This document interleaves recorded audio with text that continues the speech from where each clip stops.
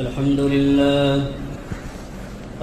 لله نحمده ونستعينه ونستغفره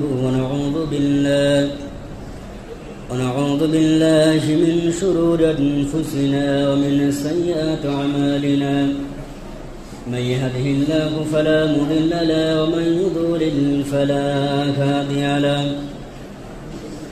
ونشهد أن لا إله إلا الله وحده لا شريك له ونشهد أن سيدنا وحبيبنا مولانا محمدا عبده ورسوله الذي أرسله بالحق بشيرا ونذيرا وداعيا إلى الله بإذنه وسراجا منيرا فقد قال الله تعالى في كلامه المجيد وبرهانه توحيدا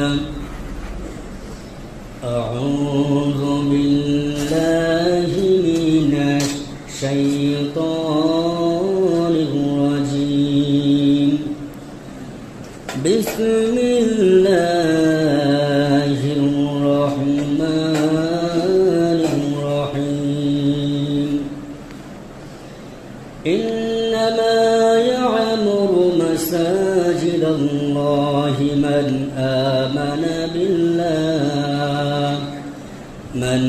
آمن بالله واليوم الآخر وأقام الصلاة وآتى الزكاة ولم يخش إلا الله فعسى أولئك أن يكونوا من المهتدين صدق الله العظيم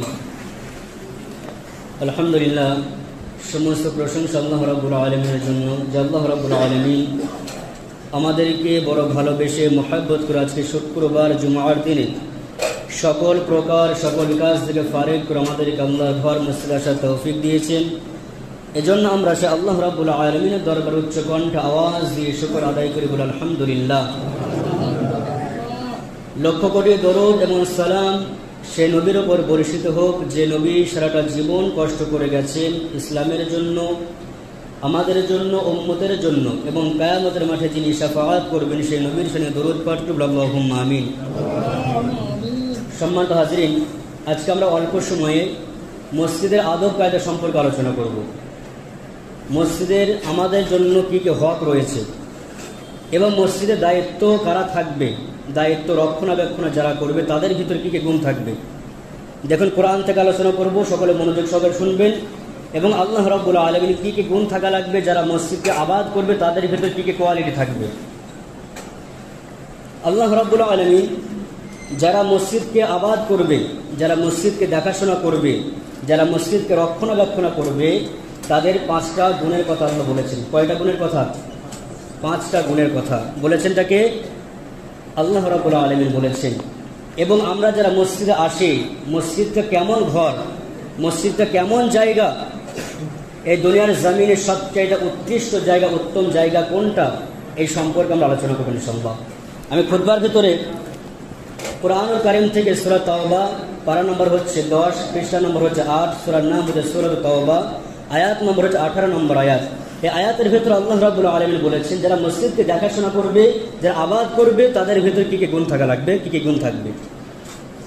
আল্লাহ রাব্বুল আলামিন বললেন ইন্নামা ইয়া'মুরু মাসাজিদাল্লাহি মান আমানা বিল্লাহি ওয়াল ইয়াউমিল আখির وأقام الصلاة وآتى الزكاة ولم يخش إلا الله আল্লাহ রাব্বুল আলামিন বললেন মসজিদের যারা দেখাশোনা করবে, যারা আবাদ করবে, যারা মসজিদের রক্ষণাবেক্ষণ করবে তাদের ভিতরে 5টা গুণ মাস অবশ্যই থাকা লাগবে। কয়টা গুণ? 5টা গুণ তাদের ভিতরে থাকা লাগবে। 1 নম্বর আল্লাহ রাব্বুল আলামিন বললেন ইন্নামা ইয়া'মুরু মাসাজিদাল্লাহি মান আমানা বিল্লাহ, যারা মসজিদকে দেখাশোনা করবে, যারা আবাদ করবে, যারা রক্ষণাবেক্ষণ করবে, 1 নম্বর যে গুণটা থাকা লাগবে সেটা হচ্ছে আল্লাহর উপর ঈমান আনতে হবে। কার উপরে? আল্লাহর উপরে। এক নম্বর হচ্ছে আমানতু বিল্লাহ, আল্লাহকে এক বলে বিশ্বাস করতে হবে, একনিষ্ঠভাবে বিশ্বাস করতে হবে, আল্লাহকে এক বলে স্বীকার করতে হবে, স্বীকারোক্তি দিতে হবে। এক নম্বর হচ্ছে আল্লাহকে বিশ্বাস করা, আল্লাহর উপর ঈমান আনা। ঈমানটা কেন? যেহেতু এজন্যই বলা হয়েছে, যেহেতু মক্কার জমিনে যেটাকে মসজিদুল হারাম বলা হয়, মক্কার কাফের বেঈমান মুশরিকগুলো যখন তারা মসজিদকে দেখাশোনা করতো, মসজিদুল হারামকে যখন দেখাশোনা করতো, তারা নিজেদেরকে মনে করতো আমরা মসজিদের খাদেম, মসজিদের খেদমত করে আমরা। কিন্তু কাফের বেঈমান মুশরিকগুলো সেই সময় মসজিদে আসা যাওয়া করতো, মসজিদুল হারামে, এবং সেখানে মূর্তি রাখতো, নাচ গান করতো, উলঙ্গ হয়ে উপাসনা করতো, গান বাজনা করতো। এজন্য আল্লাহ রাব্বুল আলামিন নির্দেশ দিয়ে দিয়েছেন, যারা মসজিদের কমিটি হবে, যারা মসজিদের দায়িত্ব পালন করবে, যারা দেখাশোনা করবে, একমাত্র তাদের জন্য আগে কি থাকে? ঈমানটা থাকে। আর মুসলমান যারা হয়, ঈমানটা অবশ্যই থাকে, তার থাকে না? এক নম্বর হচ্ছে ঈমান থাকবে। এরপর আল্লাহ পাক বলেন ওয়াল ইয়াউমিল আখির, এবং দুনিয়া যে ধ্বংস হবে, কিয়ামতের মাঠ অনুষ্ঠিত হবে, আখিরাতের উপর বিশ্বাস তাকে থাকতে হবে। এক নম্বর হচ্ছে আল্লাহর উপর ঈমান, এরপর হচ্ছে শেষ দিবসের প্রতি ঈমান। দুইটা গেল। এরপর আল্লাহ রাব্বুল আলামিন বলেন ওয়া ইকামাস সালাত, এরপরে সেই ব্যক্তি যেন সালাত কায়েম করে। এবার আপনারা মিলান, যারা মসজিদ দেখাশোনা করবে, যারা মসজিদ দায়িত্ব পালন করবে, তারা কি করবে বলেন? কথাটা কার? কথাটা হচ্ছে আল্লাহ। যেহেতু আল্লাহর ঘর এমন একটা ঘর, এমন একটা জায়গা, পৃথিবীতে যত জায়গা রয়েছে সবচাইতে উৎকৃষ্ট জায়গা হচ্ছে আল্লাহর ঘর, মসজিদ। এই জন্য মসজিদ যারা আবাদ করবে, যারা দেখাশোনা করবে, তারা যেন নামাজি হয়। কি হয়? নামাজি হয়। কিন্তু রাগ করবেন না কথাগুলো শুনে, কারণ হচ্ছে মসজিদে আদব সম্পর্কে আলোচনা করবো আজকে। তাহলে মসজিদকে দেখাশোনা করার জন্য আল্লাহ আদেশ করে দিয়েছেন, কারা আমার ঘরকে রক্ষণাবেক্ষণ করবে, কারা আমার ঘরের দায়িত্ব কারা নেবে, কারা দায়িত্ব পালন করবে। কারণ এখান থেকে বোঝা যায় মসজিদ হচ্ছে এমন একটা জায়গা যেখানে বেয়াদবি চলবে না। মসজিদ এমন একটা জায়গা যেখানে মন গড়া কোনো কাজ চলবে না, কারণ এটা হচ্ছে আল্লাহর ঘর। এই জন্য আল্লাহ আদেশ করে দিয়েছেন, আমার ঘরের যারা দায়িত্ব নেবে, আমার ঘরে যারা দেখাশোনা করবে, যারা রক্ষণাবেক্ষণ করবে, তাদের ভিতরে যেন এই গুণগুলো থাকে। এক নম্বর হচ্ছে ঈমান, দুই নম্বর হচ্ছে আমি আল্লাহর উপর ঈমান, দুই নম্বর হচ্ছে আখিরাতের উপর বিশ্বাস, তিন নম্বর হচ্ছে তারা সালাত কায়েম করবে, নামাজ আদায় করবে। চার নম্বর আল্লাহ পাক বলেন ইকামাস সালাত ওয়া ইতাজ যাকাত, সম্পদশীল যদি হয় ওই ব্যক্তি যাকাত দেবে, দান সদকা করবে, যাকাত দেবে। এরপর আল্লাহ পাক বললেন ওয়ালা ইয়াকুশা ইল্লাল্লাহ, এবং ওই মানুষগুলো আমি আল্লাহকে ছাড়া পৃথিবীর কোনো মানুষকে কিন্তু ভয় করে চলবে না। যারা মসজিদে দায়িত্ব পালন করবে, যারা দেখাশোনা করবে, তারা শুধুমাত্র একমাত্র আমি আল্লাহকে ভয় করবে, আমি আল্লাহকে ছাড়া কাউকে ভয় করে চলবে না। যে অন্যের প্রতি তার ভয় থাকে, আল্লাহর প্রতি ভয় না থাকে, সে মানুষের সেবা দায়িত্ব পালন করতে পারবে? অনেক জায়গায় দেখবেন, আমি এখান যারা কথা বলছেন, এখানে যারা আছে আলহামদুলিল্লাহ, যারা দেখাশোনা করে, যথেষ্ট আমাকে ভালোবাসে আর যথেষ্ট তাদের ভিতরে কাজ পাই, মসজিদের প্রতি গুরুত্ব আছে। কিন্তু অনেক জায়গায় আমার অনেক ইমাম বন্ধু আছে, মসজিদের যারা কমিটির দায়িত্ব নিয়ে যারা আছে, অনেক জায়গায় দেখা যায় নামাজ পড়ে না, ইমামদের প্রতি, মুয়াজ্জিনদের প্রতি অনেক অত্যাচার করে, ইমামের প্রতি বিশেষ করে। অনেক ইমাম মসজিদ ছেড়ে দিয়েছে। কয়েকদিন আগে আপনার ভিতরে আমার একটা বন্ধু মসজিদ ছেড়ে দিয়েছে। বিবাহের আগে তার মাইনে অল্প ছিল, ছুটি মাত্র 2 দিন ছিল সপ্তাহে। সংসার করেছে, তাকে ছুটি দেবে না, মাইনে বাড়াবে না, এবং তাকে অনেক কথা শোনাতে হয়। আর যারা দায়িত্ব আছে ঠিকমতো কেউ নামাজ আদায় করে না। এজন্যই তো আল্লাহ জানিয়ে দিয়েছেন, যারা দায়িত্ব পালন করবে তাদের ভিতরে যেন এই গুণগুলো থাকে, ঈমান যেন থাকে, আখিরাতের উপর যেন ঈমান থাকে, তারা যেন নামাজ আদায় করে, তারা যেন যাকাত প্রদান করে, এবং তারা যেন আমি আল্লাহকে ভয় করে চলাফেরা করে, কোনো মানুষকে যেন ভয় করে চলাফেরা না করে। তাহলে যেই জায়গায় দায়িত্বের জন্য আল্লাহ রাব্বুল আলামিন এত কথা বললেন, তাহলে আমরা যারা নামাজ পড়তে আসি, আমরা যারা মুসল্লি, আমাদের কি কোনো দায়িত্ব নেই? যখন তখন চলে আসবো, যেমন তেমন হালাতে চলে আসবো, মসজিদের জিনিসপত্রগুলোকে অপচয় করবো, মসজিদের জিনিসগুলোকে ঠিকমতো দেখাশোনা করবো না, নোংরা করে চলে যাব, এটাই কি আদব? বলেন, এটা আদব নয়। তাহলে যেই ঘরের জন্য দায়িত্ব পালনের জন্য আল্লাহ বললেন 5টা গুণ থাকতে হবে, ঈমান থাকতে হবে, আখিরাতের প্রতি ঈমান থাকতে হবে, নামাজ আদায় করতে হবে, যাকাত আদায় দিতে হবে, এবং তারা যেন আমি আল্লাহকে ভয় করে জীবন যাপন করতে পারে, এমন মানুষগুলো মসজিদ দায়িত্ব পালন করবে। এরপর আল্লাহ কি বলেছিলেন? ফাসা উলাইকা ইয়াকুনু মিনাল মুহতাদিন, অবশ্যই আশা করা যায় এই মানুষগুলো হচ্ছে হিদায়াত প্রাপ্তকারীদের অন্তর্ভুক্ত, যারা এই সমস্ত আমলগুলো করে, বাস্তবায়ন করে, এই সমস্ত কাজগুলো যারা করবে।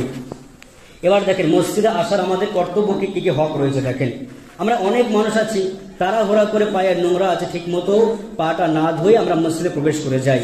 এটা এমন একটা ঘর, এমন একটা জায়গা, যেই জায়গায় ইবাদত করলে যেমন সওয়াব রয়েছে, আল্লাহর কাছে একটি উত্তম জায়গা যেই ঘর। আবার এই ঘরে বেয়াদবি করলে, নোংরামি করলে, কোনো জিনিসকে আল্লাহর হুকুমকে অমান্য করলে তার শাস্তিটা অনেক বেশি রয়েছে। এবার দেখেন, আমাদের প্রথমে কি করতে হবে? মসজিদে আসতে গেলে প্রথমে আমাকে চেষ্টা করতে হবে শরীর যদি নাপাক থাকে সুন্দরভাবে ফরজ গোসলকে আদায় করা। এমন অনেক মুসল্লি আছে, মসজিদে আসে, জুমার দিন আসে, ঠিক মতো শরীরকে পবিত্র করতে জানে না, ফরজ গোসলকে আদায় করতে জানে না। বলেন, আছে না? এমন কত মানুষ রয়েছে। কিন্তু কেন সেই মানুষটা এতটুকু লক্ষ্য রাখে না, আমি কোথায় যাচ্ছি, আমার তো জানা দরকার।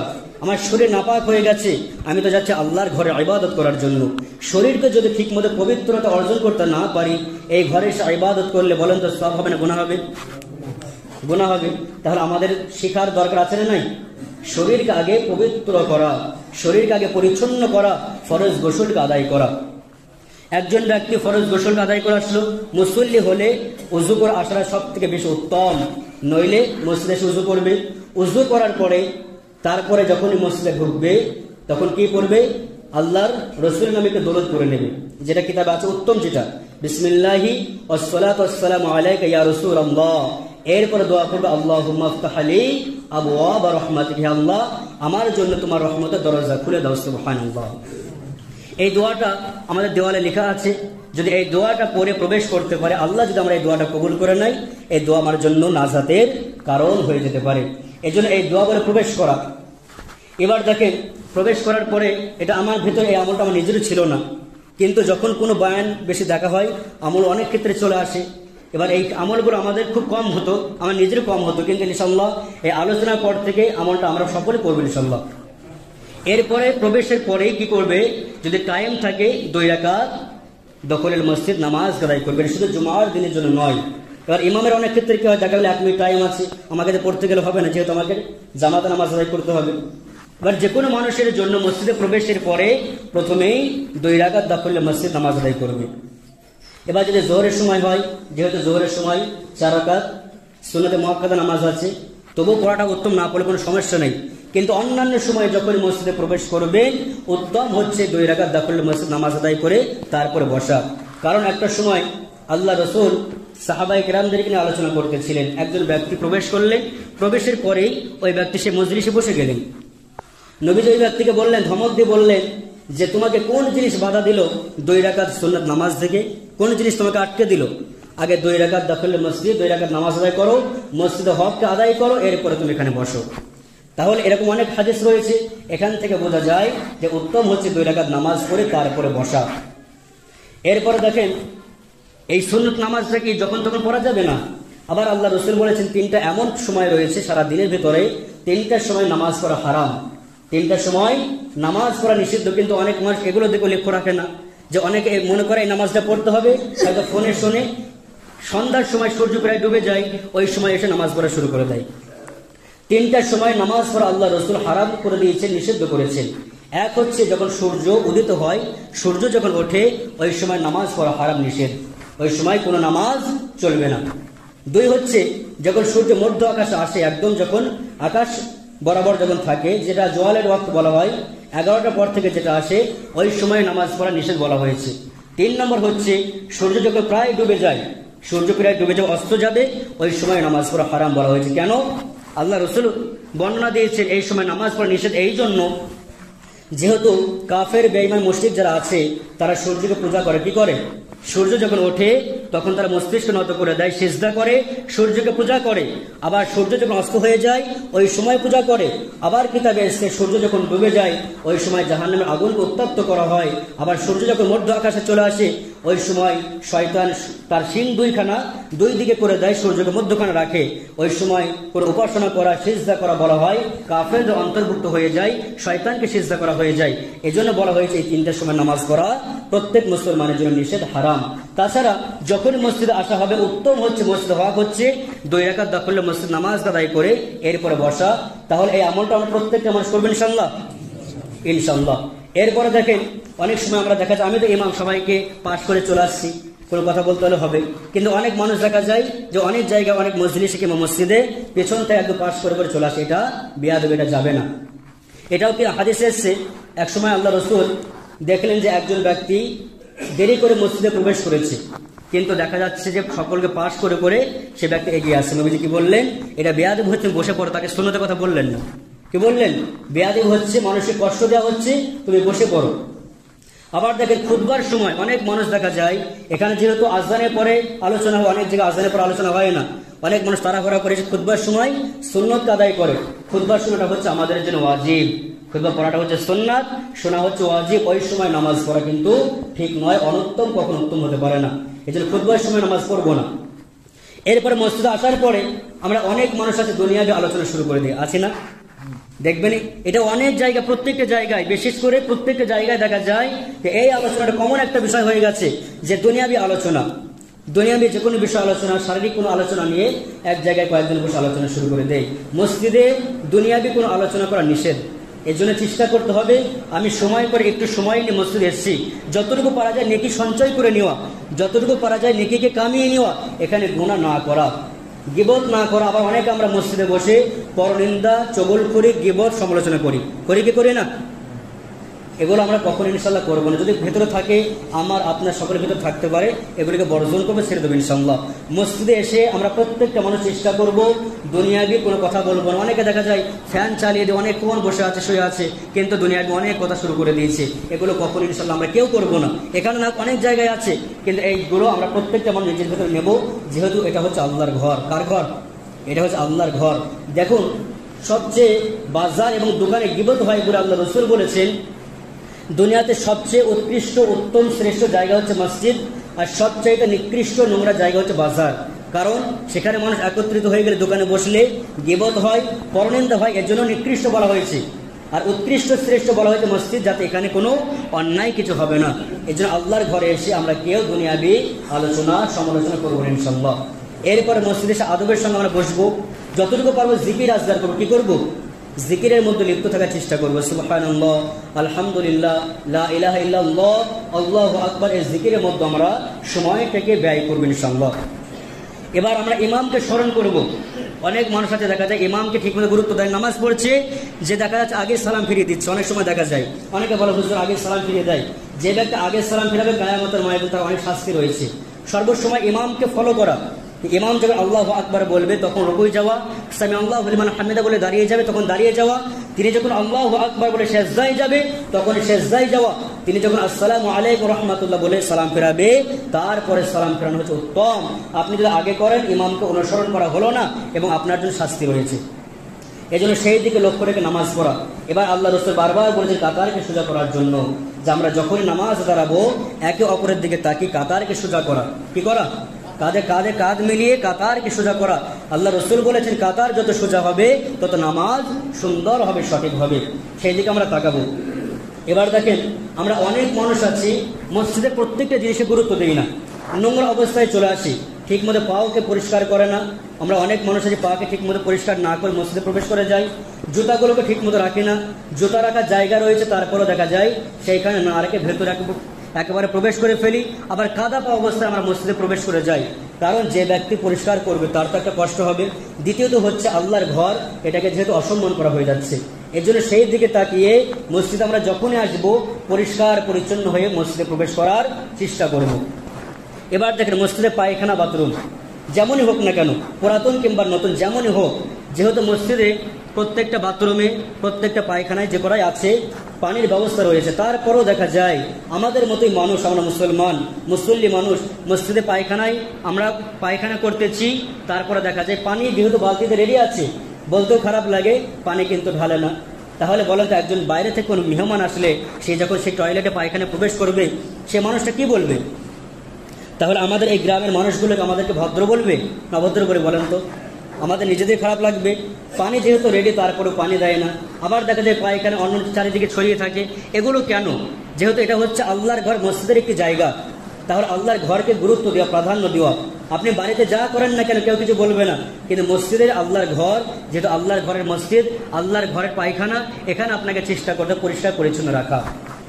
আমরা বাথরুমগুলোতে যাই, অনেকে দেখা যায় প্রস্রাব করেছে তারপরে পানি ঢালে না ঠিক মতো, এত দুর্গন্ধ করে, দেখা যায় দরজা না মারলে থাকা যায় না। তাহলে এখানে যেহেতু ইমামও থাকে, আরও বাহির থেকে কোনো মানুষ আসে, অনেক মানুষ এসে পায়খানা অবস্থা থেকে পালিয়ে যায়, পায়খানা এখন একটা হয়তো একটু খারাপ রয়েছে, ভালো থাকা অবস্থা তো দেখা যায় এত নোংরা করে রাখে যে পায়খানায় প্রবেশ করা যায় না, এমন পরিস্থিতি থাকে না। তাহলে সেই দিকে তাকানো আমাদেরকে প্রত্যেকটা মানুষের গুরুত্ব দেওয়া যে পায়খানা বাথরুমগুলিকে পরিষ্কার রাখা শুধু মুয়াজ্জিনের দায়িত্ব নয়, যে ব্যক্তি খাদেম তার দায়িত্ব নয়, আমার চেষ্টা করা এগুলিকে পরিষ্কার রাখা। এই জন্য আমরা প্রত্যেকটা মানুষ ইনশাআল্লাহ মসজিদে প্রত্যেকটা বিষয় আমরা লক্ষ্য রাখবো যে এই দায়িত্বগুলো শুধু তাদেরই নয়, আমাদের সকলের, যেহেতু এটা হচ্ছে আল্লাহর ঘর। আল্লাহর ঘর একটি শ্রেষ্ঠ জায়গা, একটি উৎকৃষ্ট জায়গা, উত্তম জায়গা। এই জায়গায় আসতে গেলে আমাকে সেইভাবে তৈরি হয়ে আসতে হবে। আরেকটা কথা বলে দেখেন, আমরা অনেক মানুষ দেখেন আমরা এইটাকে গুরুত্ব দেই না। আমরা কোনো আত্মীয়ের বাড়িতে গেলে, কোনো জায়গায় ঘুরতে গেলে ভালো পোশাক পরিধান করে যায় কি যায় না? কিন্তু আপনি ইমানের সঙ্গে বলেন তো, যখন আমরা মসজিদে আসি, ওয়াক্তের নামাজ হোক কিংবা জুমার নামাজ হোক, আমরা কি পোশাক পরে আসি বলেন তো? অনেক মানুষ সাথে স্বাভাবিক একটা পোশাক পরে চলে আসে। আবার নামাজের জন্য এমন একটা পোশাক রেখে দিয়েছে যে এই পোশাকটা ঠিকমতো একদম দুর্বল। অনেক মানুষের ছেঁড়া কাপড় পরে চলে আসে, লুঙ্গিটা ঠিকমতো ধোয়া নেই, দুর্গন্ধ করছে। আবার অনেকে বিড়ি অবস্থায় মসজিদে চলে, সেখান থেকে এক প্যাকেট বিড়ি পড়ে রয়েছে। তাহলে এগুলো কেন হবে? আমি তো আসছি নামাজ পড়তে, তাই না? তাহলে বিড়ি খাওয়া অবস্থায় বিড়ি নিয়ে কেন মসজিদে আসবো আমরা? এটা আল্লাহর ঘর। আর তারপরে যদি আমরা যারা বিড়ি খাই, আমরা চেষ্টা করবো মুখটাকে ভালো করে পরিষ্কার করে এরপর নামাজ আদায় করে রাগ করবে না যেন। আমরা মুখটাকে পরিষ্কার করে, যাতে করে আমার মুখ দিয়ে দুর্গন্ধ বাহির না হয়। কারণ মুখ দিয়ে দুর্গন্ধ বাহির হলে একদম মুসলিম সুপার হবে তা নয়, কোনো ফেরেশতাই আসবে না, সে ইবাদত আল্লাহর কাছে গ্রহণযোগ্য হবে না। এজন্য আমরা সেই দিকে তাকাবো এবং চেষ্টা করব ভালো একটা পোশাক পরিধান করে আমি আল্লাহর সামনে দাঁড়াবো, মসজিদে যাব, নামাজ আদায় করবো। চেষ্টা করব যে আমি যেমন কোনো জায়গায় যাওয়ার জন্য ভালো একটা পোশাক রেখে দিয়েছি, ভালো একটা পাঞ্জাবি, ভালো একটা কাপড় আমি নামাজের জন্য রেখে দেবো, যে এই কাপড়টা পরে নামাজ পড়তে যাব, এই লুঙ্গিটা পরে নামাজ পড়তে যাব। যেহেতু যদি যায় আল্লাহ খুশি হবেন, আমার ইবাদতটা সুন্দর হবে। আমি যেই কাপড় পরে মাঠে চলে যাচ্ছি, যেই কাপড় পরে অন্যান্য কাজ করতেছি, সেই কাপড়টা কোনো রকম ধোয়া আছে না আছে আমি খেয়াল না করে চলে আসলাম মসজিদে, এগুলো কখনো উচিত নয়, উত্তম নয়। এই দিকে আমরা লক্ষ্য রাখবো, মসজিদের প্রত্যেকটা জিনিসের দিকে আমরা খেয়াল রাখবো ইনশাআল্লাহ। তো রাগ করেননি তো? আমরা রাগ করবো না, এটা আল্লাহর ঘর। আমরা রাগ করলেও কিছু করার নেই, আল্লাহর ঘরকে গুরুত্ব বেশি দিতে হবে। যদি আল্লাহর ঘরে গুরুত্ব কম থাকতো তাহলে আল্লাহ আয়াত নাজিল করতেন না। আমার ঘরে যারা দায়িত্ব পালন করবে, যারা রক্ষণাবেক্ষণ করবে, তাদের ভিতরে এই গুণগুলো থাকতে হবে, আল্লাহ আয়াত নাজিল করতেন না। আল্লাহর ঘর শ্রেষ্ঠ বলেই, আল্লাহর ঘর উত্তম বলেই এজন্য আল্লাহ আয়াত নাজিল করে দিয়েছেন, আমার ঘরে যারা আসা যাওয়া করবে, যারা দায়িত্ব পালন করবে, তাদের জন্য এই গুণগুলো থাকে। আর আল্লাহ রাসূল বলেছেন, যারা সকাল সন্ধ্যায় মসজিদকে আবাদ করবে, যারা আসা যাওয়া করবে, যে যতবার আসবে তার জন্য আল্লাহ রাব্বুল আলামিন জান্নাতে তাকে ততবার মেহমানদারি করাবেন বলে সুবহানাল্লাহ। এর জন্য আমরা মসজিদে আসবো, আদব কায়দার সহিত আসবো এবং মসজিদে প্রত্যেকটা জিনিসকে আমরা পরিষ্কার পরিচ্ছন্ন যদি রাখতে পারি, অনেক মানুষ যখন আসে, মেহমান আসে, সেই মানুষটা বলবে না এই গ্রামের মানুষগুলো ভালো, মসজিদগুলো পরিষ্কার রয়েছে, পায়খানাগুলো পরিষ্কার রয়েছে, জায়গাটা পরিষ্কার পরিচ্ছন্ন রয়েছে। এই দিকে আমরা তাকাবো। আর পরিষ্কার পরিচ্ছন্ন হচ্ছে একটা ঈমানের সৌন্দর্য, ইসলামের সৌন্দর্য, সেই দিকে তাকাবেন সম্ভব। আল্লাহ রাব্বুল আলামিন আমাদের সকলকে মুক্তাসার আলোচনার উপর আমল করার তৌফিক